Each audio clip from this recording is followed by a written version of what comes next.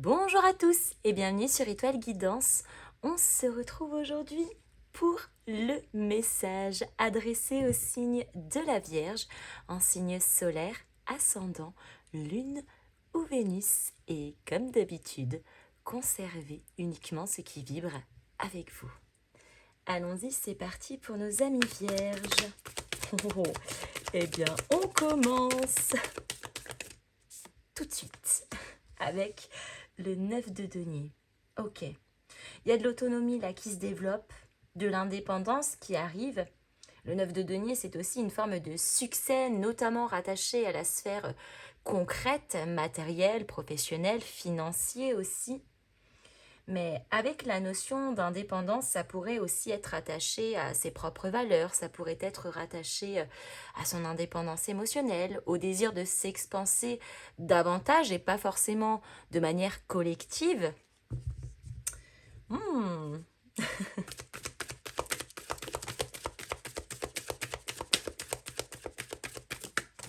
Après, c'est vrai que le signe de la Vierge, alors c'est pas un signe vraiment si solitaire que ça, mais c'est un signe qui aime bien qu'on lui foute la paix. Voilà, c'est un signe, on fait son truc, on le fait correctement et on n'a pas besoin des autres pour nous dicter ce que l'on a à faire. Nous avons le roi de denier, le 7 d'épée. Oh, d'accord. Alors, effectivement, il y a la notion où on va chercher cette propre complétude, encore une fois matérielle, hein, les deniers c'est rattaché à la terre, c'est la matière, c'est le concret, mais on va chercher davantage une forme de stabilité, une forme de réussite, possiblement après une déception. Je donne un exemple, quelqu'un qui nous a fait croire et qui nous a mis martel en tête que l'on n'était pas capable d'accomplir quelque chose par nos propres moyens, eh bien tout ça, c'est finito pipo. On se prend en main. On est le maître de sa vie, le maître de ses projets, le maître de ce que l'on souhaite créer. Et on ne laisse personne, croyances, peurs, voisins, famille, amis, je ne sais qui d'autre, inconnus, nous laisser croire que l'on n'est pas capable. Le 7 d'épée, c'est aussi la dissimulation. Alors, dans certains cas, une forme de trahison, mais j'ai plutôt le sentiment que l'on prend conscience ici que parfois on s'est dissimulé à soi-même, que l'on était capable de réaliser sans forcément l'aide des autres, que l'on était capable de créer, de prendre conscience par soi-même de certaines choses, de notre courage, de notre perspicacité, de notre persévérance, de notre endurance et puis très certainement bien d'autres choses, de nos compétences aussi, pourquoi pas. Mais en tout cas, on ne se laisse plus happer par des énergies qui pourraient nous mettre dans une certaine forme de déception, qui pourraient nous décourager. Ça, terminé.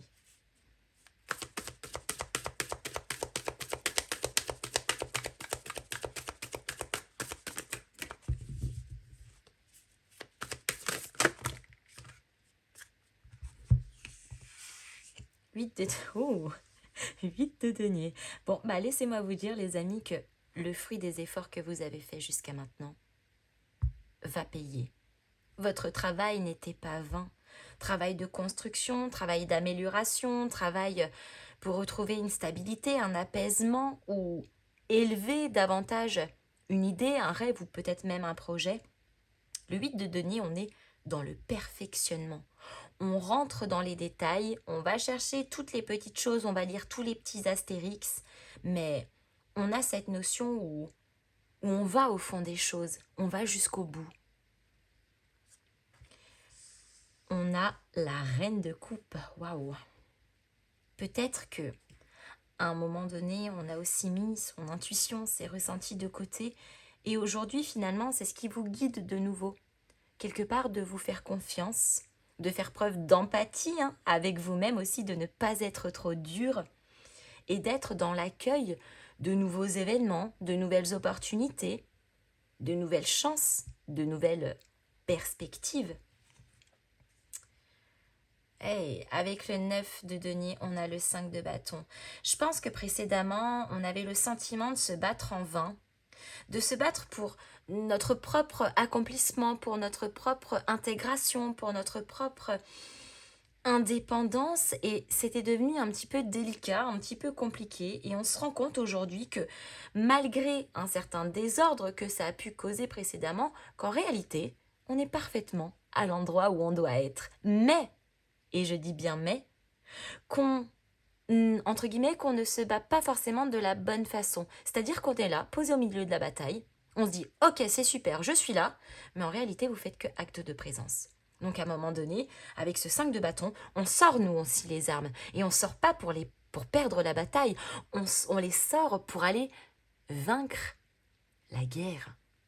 Alors, c'est très imagé ce que je suis en train de dire. Peut-être que cette guerre sera représentée par certains conflits dans la matière, par certaines tensions, par un état d'esprit qui vous contrarie, par certaines personnes aussi, hein, qui vous mettent dans des positions par moments délicates.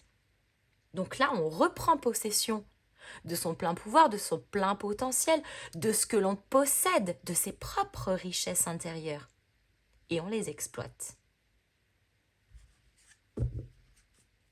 On se bat pour soi-même. Si ça me le rend, je tente, j'essaye.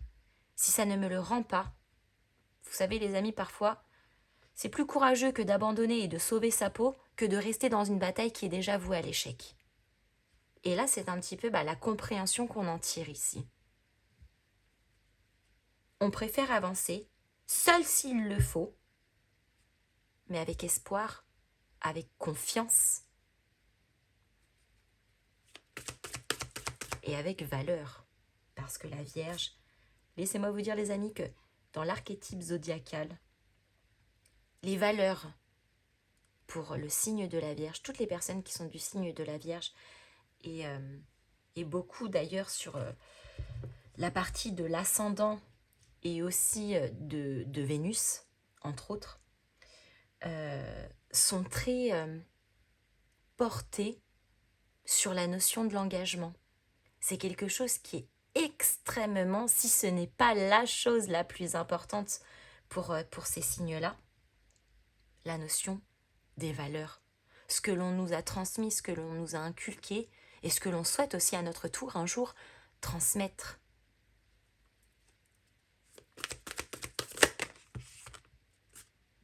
Roi de denier, reine de denier. Alors il se pourrait que ça rejoigne,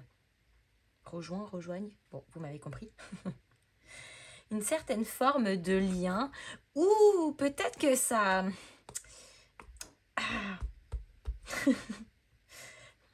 C'est drôle, en face, je vois quelqu'un qui pourrait s'apparenter, par exemple, à un profil de Capricorne, par exemple. Alors, c'est vrai que les deniers, c'est la terre, c'est les signes aussi de terre, hein, comme vous. Taureau, Vierge, Capricorne aussi. Mais il se pourrait qu'on soit dans un lien où on est à la fois très campé sur ses positions l'un et l'autre, donc à un moment donné, ça coince.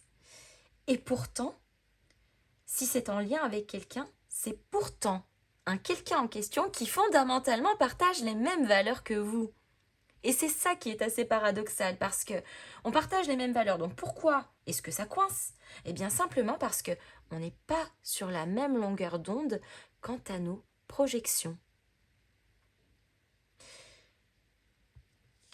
Et on a une reine de bâton avec un 7 d'épée. Donc là, ça vient nous dire qu'il va aussi falloir faire preuve, pas que de stabilité, de désir de réussite, de désir de succès, mais qu'il va aussi falloir faire preuve de soin, de générosité, de partage aussi, et de le faire avec de l'assurance, de le faire avec envie, pas sous le coup de la contrainte ou de l'obligation, mais parce que réellement, intérieurement, on le vibre.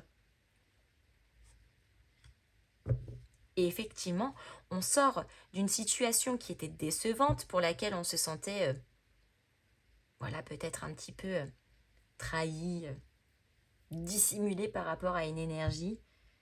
Et cette reine de bâton vient apporter beaucoup d'assurance, beaucoup de charisme, beaucoup de diplomatie. Elle vient et elle éclabousse tout le monde avec sa lumière et elle met tout le monde d'accord.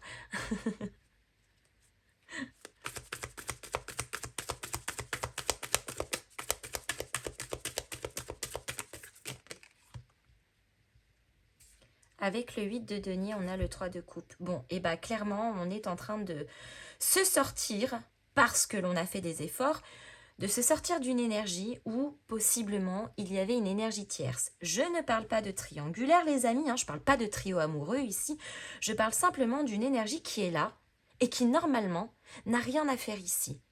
Un travail qui est très prenant, une obligation qui vous contrarie en permanence et pour laquelle vous n'arrivez pas à trouver un terrain d'entente, une forme d'allègement.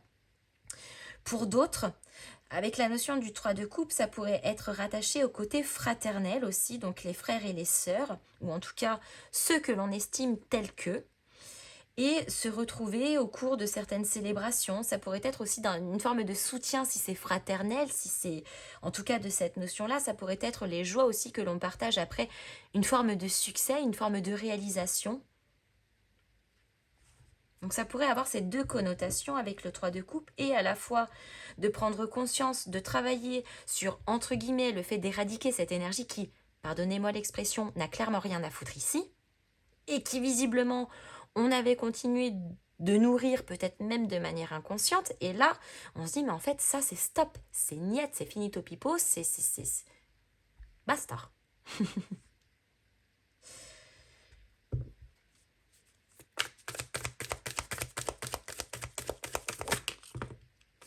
Et avec la reine de coupe, on a le 6 de denier. Donc effectivement, un retour au partage, un retour à l'équilibre.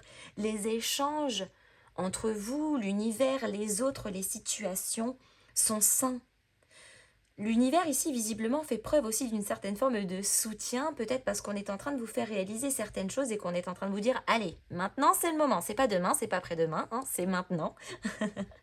Mais le 6 de denier, c'est aussi la notion d'égal à égal. Donc on ne voit plus les autres comme un ennemi, on ne se voit plus soi-même comme un ennemi, mais au contraire comme un allié parce qu'on a su mettre en vérité certaines choses. Et ces vérités en font des leçons et forcément des forces. 5 de denier. Waouh. Alors, il y a peut-être bien aussi quelque chose de l'ordre de la notion du manque. Manque de temps, manque d'amour, manque de compétences, manque d'entourage, manque de je ne sais pas quoi. Mais le 5 de denier, c'est la notion où on se sent un petit peu dans la précarité, on se sent un petit peu démuni. Pour moi, c'est soit rattaché à, si c'est intérieur, peut-être à une blessure d'abandon ou de rejet. Si c'est dans la matière, c'est peut-être lié aussi à la notion de, entre guillemets, j'ai été dans cette situation qui n'était pas facile parce que j'avais le sentiment de manquer d'outils, de temps, d'amour, de compétences, etc. Et qu'aujourd'hui, on prend conscience de ça et de cette énergie-là, on en fait une force. On ne se laisse pas quelque part enchaîner dans ces situations qui sont censées nous donner des leçons et non pas enrichir quelque chose où la plaie est déjà béante, encore plus profonde que ce qu'elle ne l'est déjà. Donc, je pense qu'il y a et à la fois une très belle prise de conscience avec beaucoup de maturité, avec beaucoup de lucidité, même si cette prise de conscience-là n'est pas toujours très agréable. Sur l'instant, en réalité, on prend vraiment ça comme, j'ai presque envie de dire, un cadeau, de se dire, mais punaise, si j'en avais pas pris conscience à ce moment-là, comment la suite des choses se serait déroulée, comment la suite des choses on aurait pu les imaginer, etc. Donc, cette prise de conscience, oui, mais le fait aussi de remettre en marche certaines choses dans la matière et le fait aussi enfin de pouvoir constater les efforts que l'on a fournis jusqu'à maintenant se réaliser, se matérialiser.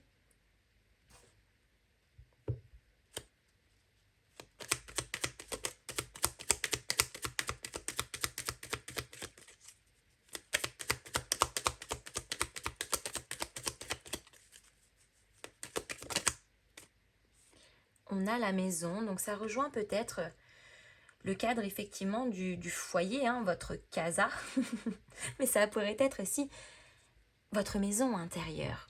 Et quand on parle de sa maison intérieure, ça rejoint notamment les valeurs, c'est ce qui nous constitue, c'est ce que l'on nous a transmis, c'est ce qui nous a construit et que l'on souhaite d'ailleurs davantage construire aussi. Mais la maison, c'est aussi l'endroit où on se retrouve.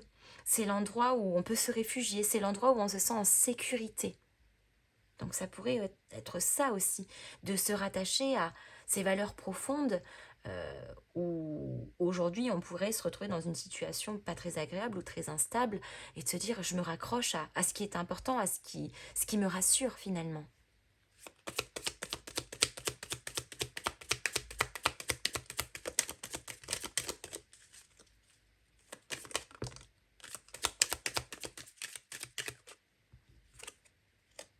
Le lys, le retour au calme. Ah, le retour au calme. S'il s'agit d'un lion, c'est un retour au calme. Mais si c'est intérieur, c'est aussi un retour au calme avec beaucoup de prise de recul, beaucoup de sagesse. Ici, on sent que l'expérience vient jouer un rôle. On fait preuve de maturité. Et maturité émotionnelle, maturité en termes de compétences, maturité psychologique, maturité par rapport à une situation.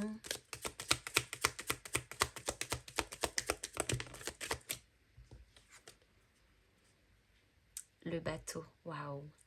Ouais, il y a une transition, notamment sur cette notion du 7 d'épée, et on le voyait aussi avec la reine de bâton, il y a une transition entre quelque chose que l'on termine, quelque chose que l'on découvre aussi à nouveau, comme si on clôturait un cycle qui était pas très agréable, qui était douteux, qui était encore une fois décevant. Je sais pas pourquoi j'ai ce mot-là qui n'arrête pas de revenir, mais et la transition justement vers cette reine de bâton où on va davantage vers plus d'assurance, vers plus de charisme, on prend plus confiance en soi.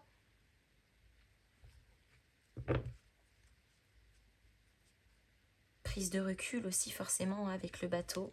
On change d'air.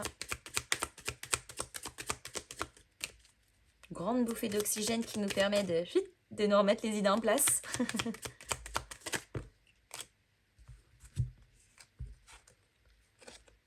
La croisée des chemins. Le fruit des efforts que vous avez faits jusqu'à maintenant est en train de payer, oui. Mais ça va effectivement demander aussi à certains de réévaluer certains chemins que l'on a empruntés jusqu'à maintenant et qui peut-être ne vibrent plus ou en tout cas on ne s'y sent plus vraiment trop à sa place. Et notamment quant à cette énergie du 3 de coupe, revaloriser, réévaluer une situation, ce qui n'a rien à faire dans votre vie parce que ça ne vous nourrit pas, ça ne vous construit pas, et inversement, vous diriger vers ces situations, ces personnes qui vous élèvent davantage. Et nous avons le trèfle, la chance, l'abondance. C'est votre chance. C'est une nouvelle opportunité. C'est quelque chose qui vous apporte une certaine forme de prospérité aussi. Et on a l'homme. Donc ça pourrait être bien évidemment relié à un homme, mais c'est surtout l'énergie masculine que l'on a tous en chacun d'entre nous, peu importe notre genre ou non-genre. Bon, vous savez que je ne suis pas très calée pour ce genre de truc, mais peu importe.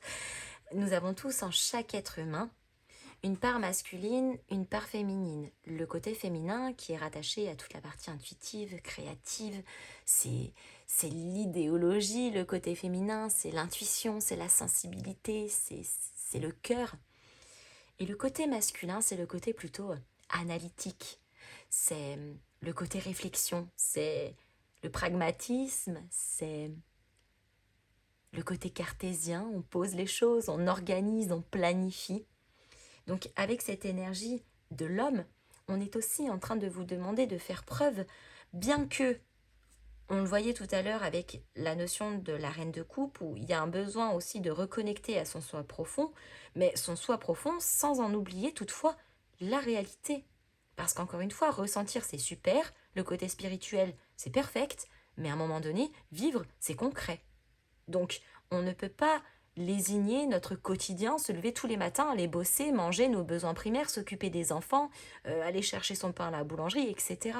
C'est-à-dire que là, attention quand même à conserver cet équilibre entre la part féminine et la part masculine, parce que pour cet équilibre-là, vous avez besoin d'un mix des deux. Parce que sinon, on se retrouve avec un mental qui est exacerbé par rapport au reste, et vice-versa. Quand il y a la contrebalance, eh bien, au bout d'un moment, ça devient très épuisant. Mais c'est comme ça qu'à un moment donné, en explorant chaque partie exacerbée de ces deux polarités, que l'on trouve son équilibre. Alors ça ne se fait pas du jour au lendemain, ni comme ça, mais il n'y a que celui qui essaye, qui se laisse la chance d'y arriver. Et pour moi, ici, c'est très positif parce que on va dans le côté plutôt féminin avec cette reine de coupe. On va chercher intérieurement, on se rattache à ses valeurs, on a besoin de ressentir, de vibrer. Mais avec ce côté masculin, sans oublier le côté pragmatique des choses, de là où on vient, de ce qu'on a manqué, de ce que l'on doit mettre en place dans la matière pour avancer davantage.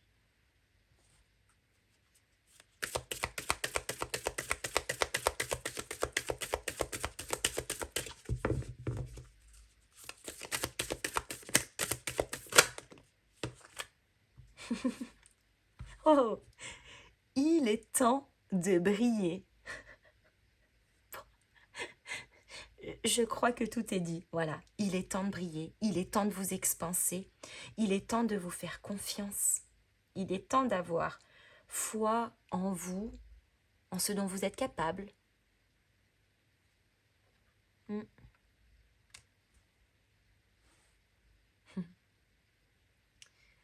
Les amis, je m'arrête ici, j'espère que cette guidance vous aura plu. N'hésitez pas à me mettre vos petits pouces en l'air, à me faire vos retours dans les commentaires, à partager cette vidéo et je vous fais de gros bisous et je vous dis à très bientôt.